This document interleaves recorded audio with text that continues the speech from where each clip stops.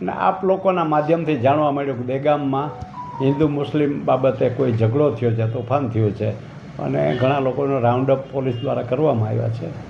એ બાબતે મારે એવું કહેવાનું છે કે આ માતાજીનો તહેવાર છે, હિન્દુ લોકોનો તહેવાર છે અને હિન્દુ ખૂબ જ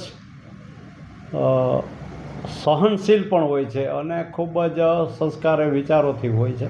પણ અમુક વિધર્મીઓ છે એને ઉશ્કેરવા માટે કે કોઈ પણ બહાનું કરી અને ઝઘડો કરવા તત્પર હોય છે.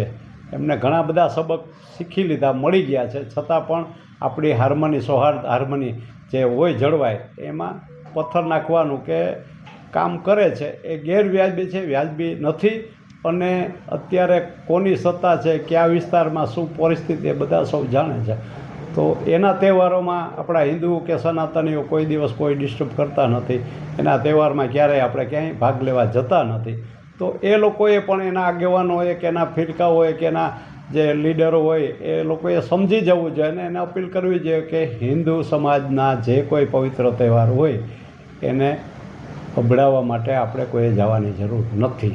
જાય પછી કોઈ વિવાદ થાય, સ્લોગન બોલે અને પછી એમાંથી ઝઘડો થાય, એમાં બધાને નુકસાન થાય. દેશને નુકસાન થાય, રાજ્યને નુકસાન થાય, સમાજને પણ નુકસાન થાય અને વ્યક્તિગત દુશ્મની બને. એ વ્યાજબી વાત જરા પણ નથી અને એના માટે પોલીસ તો સ્ટ્રિક્ટલી પગલાં ભર્યા જ છે.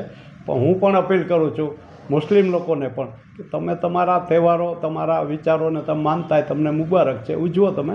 પણ હિન્દુ સમાજના તહેવારો હોય કે જે અમારી પરંપરા હોય એમાં ડિસ્ટર્બ ન કરવું એ પણ જરૂરી છે. એટલા માટે કે કોઈ ધાર્મિક બાબતમાં દખલગીરી કોઈ બીજા વિધર્મીએ કરવી ન જોઈએ અને કર્યા પછી એના કેવા રિઝલ્ટ આવે છે બધાએ સામે આપણે જોયા છે.